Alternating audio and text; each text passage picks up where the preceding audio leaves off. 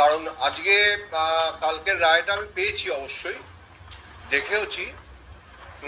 সংক্ষিপ্ত আলোচনাও হয়েছে আমাদের আইনজীবীদের সঙ্গে, অবশ্যই সরকারের কয়েকজনের সঙ্গেও আলোচনা হয়েছে, কিন্তু মানে এখনো আমরা সঠিক যে কিভাবে কি করতে চলেছি সেটার ব্যাপারে একদম চূড়ান্ত সিদ্ধান্তে উপনীত হয়নি। কিছু আমাদের লিগাল ক্ল্যারিফিকেশন যেটা বলে সেটা আমাদের নিতে হবে।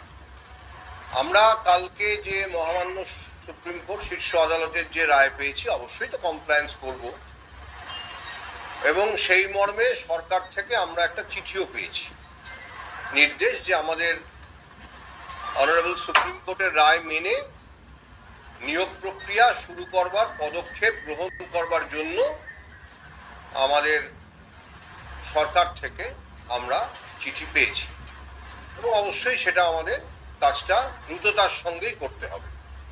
আমরা অবশ্যই কালক্ষেপ করব না, কিন্তু তার আগে আমাদের কিছু লিগাল ক্ল্যারিফিকেশন নিতে হবে, এবং মূল ব্যাপারটা মাথায় রাখতে হবে যে এই যে প্রক্রিয়াটা হবে সেটাতে অনারেবল সুপ্রিম কোর্ট যারা হয়তো নট স্পেসিফিক্যালি টেইন্টেড, যেটা উনি লিখেছেন, তাদের ফেয়ারনেসের, তাদের প্রতি ফেয়ারনেসের কথা বজায় রেখে তাদের কিছু ছাড় দিয়ে, বয়সের কথা বলেছেন, ছাড় দিয়ে তাদের নিয়োগ প্রক্রিয়ায় সুযোগ যাতে তারা পান সেটা দেখবার জন্য বলেছেন, এবং সেটা আমাদের কমপ্লাই করতে হবে। এখন আমাদের যে সংশয় দু একটা আছে, অবশ্যই আমাদের আরও এই সপ্তাহান্তে আইনি পরামর্শ নিতে হবে। যদি সেটা আইনি পরামর্শটা আমাদের আইনজ্ঞের সঙ্গে কথা বলি মিটে যায়, ভালো হতে পারে যে মহামান্য আদালতের কাছেও একটা ক্ল্যারিফিকেশন চাইতে হতে পারে, সেটা আমি এখন কিছু বলতে পারবো না। মোট কথা লিগাল ক্ল্যারিফিকেশন না নিয়ে আমরা পদক্ষেপ গ্রহণটা সেভাবে করতে পারবো না। আমরা প্রাথমিক প্রস্তুতি নিয়ে রাখছি। আপনারা যখন এসেছেন তখন আমরা একটা মিটিংও করছিলাম আমাদের যারা আছেন সহকর্মী তাদের সঙ্গে, যে আমি বলেও রেখেছি যে তাদের একটা প্রস্তুত থাকতে হবে যে খুব দ্রুত, হয়তো এক সপ্তাহের মধ্যে, হয়তো 2 সপ্তাহের মধ্যে একটা যুদ্ধকালীন পরিস্থিতিতে বেশ আগামী কিছুদিন কাজকর্ম করতে হবে। মোটামুটি কি ধরনের কাজ করতে হবে, যে কোনো নিয়োগ প্রক্রিয়াতে, সে মানে আইনটা যাই হোক না কেন, যে কোনো নিয়োগ প্রক্রিয়াতে কিছু কাজ করতে হয়, সেই রকম কাজ করতে হবে। তা এইটাই হচ্ছে আমার আজকের বার্তা, যে আমরা অনারেবল সুপ্রিম কোর্টের রায়টা পেয়েছি, অবশ্যই পেয়েছি, সবাই পেয়েছেন। আমরা সরকারের থেকে একটা চিঠি পেয়েছি, আমরা কমপ্লায়েন্সের দিকে অবশ্যই যাচ্ছি। কিছু লিগাল ক্ল্যারিফিকেশনের প্রয়োজন আছে, এবং আমাদের যেটা আর কি দ্য ডিজার্ভিং ক্যান্ডিডেটস যে ফেয়ারনেস দেখানোর কথা অনারেবল সুপ্রিম কোর্ট বলেছেন, সেটাও আমাদের মাথায় থাকবে, এবং আমরা একটা নিয়োগ প্রক্রিয়ার দিকে নিশ্চয়ই যাব, subject to seeking or obtaining some legal clarification. এইটা হচ্ছে আমার আজকের বক্তব্যের সারমর্ম। খুব বেশি প্রশ্নের হয়তো জবাব দিতে পারবো না, যা বললাম তার বাইরে, কারণ ওই ক্ল্যারিফিকেশন না পাওয়া অবধি কিছু বলাটা হয়তো ঠিক হবে না। তবুও যদি আপনাদের দু একটা কিছু বলবার থাকে বলুন, আমি সেটা বলেইছি যে খুব সংক্ষিপ্ত প্রেস কনফারেন্স। সংশয় ধরুন, এটা খুব স্বাভাবিক প্রশ্ন যে কারা অংশগ্রহণ করবেন, এটা কি সম্পূর্ণভাবে সবাই করবেন, নাকি এটা যে পুরনো যারা আছেন তাদের মধ্যে সীমাবদ্ধ থাকবে, এটা তো না, টেন্টেডরা তো হয়তো করতে পারবেন না, সবই জানবার ব্যাপার আছে। কারণ রায়ের যে বয়ান তা থেকে স্পষ্ট করে বারণ করে দেওয়া নেই, আবার কিছু ছাড়ের কথা আনটেন্টেডদের জন্য বলা আছে। সুতরাং এই সবই খুবই আমাদের কাছে এখনো পর্যন্ত একদম 100% স্পষ্ট নয়, আমরা সেগুলো জানতে চাইবো। এটা মূল একটা সংশয়ের জায়গা। বলছি, একটা প্রশ্ন বারবার উঠছে যে স্কুল সার্ভিস কমিশন এই যে কজন অযোগ্য এই তালিকাটা ঠিক মতো দিতে পারেন, এবং এর জন্যই আজকের এই পরিণাম। না, বারে বারে উঠলেও এটা আপনাকে একটা অনুরোধ করব, আপনি এই রায়ের প্যারাগ্রাফ 23, প্যারাগ্রাফ 28টা ভালো করে পড়বেন, পড়ে আরেকবার আমার সঙ্গে কথা বলবেন। আজকে আমি এটা নিয়ে আলোচনা করব না, কারণ আজকে সুপ্রিম কোর্টের রায়ের ব্যাখ্যা বিশ্লেষণ করতে কমিশন কি দিয়েছে কি দেয়নি সেটা সবার কাছে আছে, এই সব তথ্য আপনাদের কাছেও আছে। এই রায়ের মধ্যে অনেক তথ্য আছে যেটা কমিশন দিয়েছেন। সুতরাং আপনি যেটা বলছেন সেটাকে আমি মেনে নিতে পারছি না। আপনি ভালো করে 23 নম্বর প্যারাগ্রাফ 28 নম্বর প্যারাগ্রাফ পড়বেন, আরো পড়বেন ফুটিয়ে, তাহলে হয়তো আপনার প্রশ্ন আলাদা করা গেল না। সেটা ওটা অন্য কারণ, উনি অন্য কারণের কথা বলেছেন, কারণ নিয়ে আলোচনা আমি করছি না, কিন্তু উনি ভিন্ন কারণের কথা বলেছেন। সেটা পড়ে নেবেন, একটু 28 নম্বর প্যারাগ্রাফটা পড়বেন, আমার মনে হয়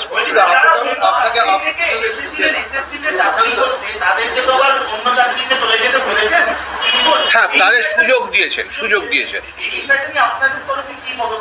আচ্ছা এটা একটু বলি যে ধরুন কেউ যদি অন্য চাকরি থেকে এসে থাকেন, সেই তথ্য সম্পূর্ণভাবে আমাদের কাছে এই মুহূর্তে আছে কিনা বলা মুশকিল। আমাদের ডেটাবেসে যে এক্সিস্টিং, ধরুন আজকে কোনো স্কুল থেকে যদি আমাদের এখানে আসেন, হয়তো সেই তথ্য আমাদের কাছে থাকবে, একটা সরকারি স্কুল থেকে এসেছেন।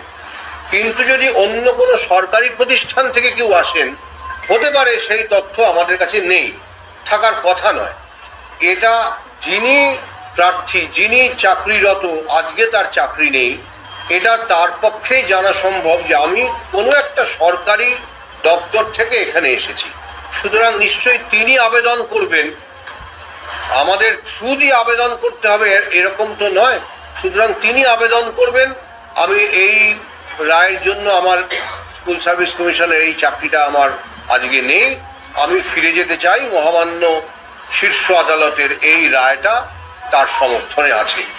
তা সেটা দেখিয়ে ওই সংশ্লিষ্ট দপ্তরের কর্তব্য তাকে নিয়োগ করা, একটা সময় সীমাও বোধহয় আছে 3 মাস।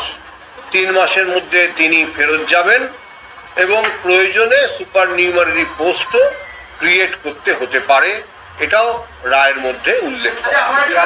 42 নম্বর প্যারাগ্রাফে কিন্তু বলা আছে, আপনি 28 নম্বর প্যারাগ্রাফের কথা বললেন যে in spite of the factual background and the credible evidence indicating irregularities, Commission initially did try and cover up the lapses and illegalities. The cover up itself has made the verification and ascertainment more difficult, or rather impossible, given the scale of camouflage and dressing up done at each stage. হ্যাঁ সেটা এটা নিয়ে যেটা হচ্ছে যে এটা নিয়ে এই মুহূর্তে কিছু বলবার নেই, কারণ আজকে বললাম তো আমি তো সুপ্রিম কোর্টের রায়ের ব্যাখ্যা করতে বসিনি। এই যে ইনিশিয়াল কাভারিং আপ, এটা যেটা বলা হচ্ছে সেটা কোন স্টেজে, সেটা কি সুপ্রিম কোর্টে যখন আমরা মামলা লড়েছি তখনকার কথা উনি মানে এটা ইঙ্গিত করেছেন? আমার তো তা মনে হয়নি, কারণ অন্যান্য প্যারাগ্রাফের সঙ্গে তাহলে যেন মিলছে না। এটা হয়তো অতীতের কথাই বলা হয়েছে, যে সময়কার সমস্যা।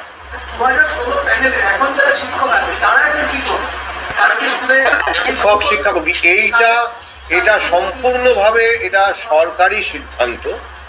আমরা রেকমেন্ডিং বা সুপারিশকারী একটি সংস্থা, আমরা সুপারিশ করি, তার বেশি কিছু করি না। সুতরাং এই প্রশ্নের জবাব আমার পক্ষে দেওয়া সম্ভব।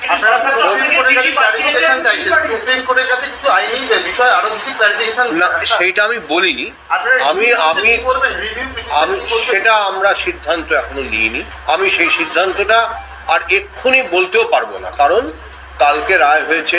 প্রাথমিকভাবে হয়তো সন্ধ্যাবেলা কিছু আইনজ্ঞদের সঙ্গে কথা হয়েছে, সামনে একটা উইকেন্ড মানে সপ্তাহান্তের যে 2 দিন, সেই সময় আমরা বসবো ভালো করে, কারণ কালকে সবাই খুব আমরা ব্যস্ততার মধ্যে ছিলাম। একটা রায়, এরকম একটা রায় বেরিয়েছে, সুতরাং কি কি অপশনস আমাদের কাছে আছে সেগুলো আমরা বলতে পারবেন না, বলতে পারবেন না। কতদিন সময় লাগবে নিয়োগ প্রক্রিয়াটাকে শেষ করতে আপনাদের? আপনারা তো দীর্ঘদিন ধরে নিয়োগ প্রক্রিয়া করছে। একটা নিয়োগ প্রক্রিয়া মানে আমি একটা সেক্টর, তার পরীক্ষার্থীর সংখ্যা কত তার উপর নির্ভর করে। আজকে যদি আমি 4টে সেক্টর একসঙ্গে ধরি, আগের বারে 26 লক্ষ পরীক্ষার্থী ছিলেন, তার মধ্যে 22 লক্ষ মতন পরীক্ষায় বসেছিলেন, অর্থাৎ ওএমআর এর সংখ্যা কম বেশি 22 লক্ষ ছিল। আজকে আলাদা আলাদা করে যদি সেক্টর ধরি, 9, 10 এবং 11, 12 শিক্ষকের যে ক্ষেত্রটা, তাতে 3 লাখের মতন ছিল। আর যদি 3 লাখের একটু হয়তো সামান্য কম, আর যদি আমি গ্রুপ সি গ্রুপ ডি দেখি সেটা 18 লাখের বেশি ছিল, যে কারণে বললাম 22 লাখের মতন। 3 আর 18 21 হয়, আর কিছু হাজার হাজার করে সব জায়গায় হয়তো আছে, সেজন্য ওটা 22 লাখের কাছাকাছি। তা 11 ওই যে বললাম 11-12 9 লাখ মিলে 2,90,000 পরীক্ষা দিয়েছিলেন। হ্যাঁ, এবং আবেদন অবশ্যই তার থেকে বেশি করেছিলেন, দুটো মিলে। 9-10-এ 1,41,000, 11-12-এ 1,50,000। আর গ্রুপ সি গ্রুপ ডিতে 18 লাখের থেকে কিছুটা বেশি, হাজারগুলি আমার মনে নেই, হাজারের সংখ্যাটাই বলতে পারলাম। তা সব মিলে 22 লক্ষর কাছাকাছি। তা 22 লক্ষের একসঙ্গে নিয়োগ প্রক্রিয়া চালাতে যা সময় লাগে, স্বাভাবিক সেটা বহুগুণ যদি আমি শুধু 1.5 লাখ, শুধু 3 লাখের নিয়োগ প্রক্রিয়া চালাই। সুতরাং কত প্রার্থী, একটা সেক্টর বা দুটো সেক্টর চালাচ্ছি না একসঙ্গে 4টে সেক্টর চালাচ্ছি, এই সবের উপর নির্ভর করে নিয়োগ প্রক্রিয়া কতদিন চলবে। যদি আমি না 3 মাসের কথাটা রায় উল্লেখ নেই, 3 মাসে কখনোই সেটা সম্ভব নয়, রায়ে সেটা যথার্থভাবেই উল্লেখ নেই। 3 মাসের কথা সেটাই তো আপলোড করা হয়েছে, সেটা 3 মাসটা এখানে বলেনি। না না, সেটাই বললাম, আমাদের যা সংশয় আছে সেটা, এটা একটা সংশয়ের মধ্যে যেমন এটা বলা হলো, সেটা আমরা অবশ্যই এটা মানে আইনি পরামর্শ অলরেডি নিয়েছি, ইতিমধ্যে নিয়েছি কালকে, কিন্তু কিন্তু কিন্তু এখনো সম্পূর্ণ চূড়ান্ত সিদ্ধান্তে যাই। কোনটা বলতে পারবো না, স্যালারির ব্যাপারটা কমিশন দেখে না, কমিশন স্যালারিও দেয় না, কমিশন নিয়োগকর্তাও নয়। এই প্রশ্ন আমাকে করা কোনটা না, এটা তো সম্ভব নয়, কখনোই সম্ভব নয়।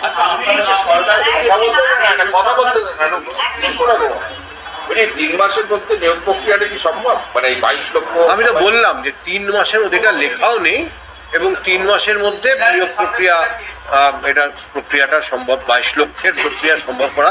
পরীক্ষা নেওয়া নিশ্চয়ই বিজ্ঞপ্তি, কিছু পদক্ষেপ নেওয়া যেতে পারে।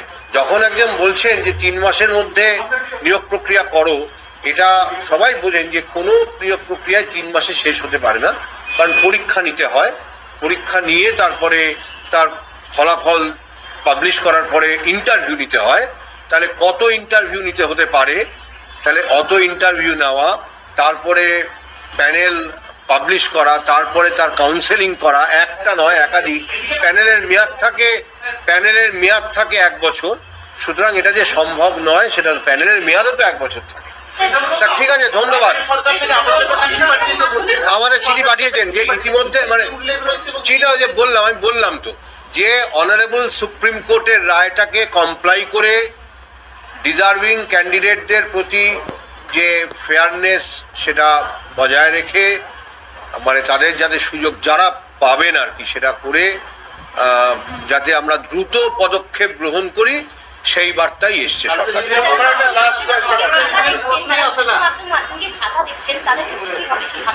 না, উইদাউট প্রেজুডিস থাকে, আমি বুঝতে পারলাম না, আমি বলতে পারবো না, এগুলো সার্ভিস কন্ডিশন, ওগুলো আমরা বলতে পারবো। আমার একটা প্রশ্ন আছে। আচ্ছা ফাইনাল, আর একটা প্রশ্ন দিতে পারি না, এবার তুমি অনেকগুলো করেছো।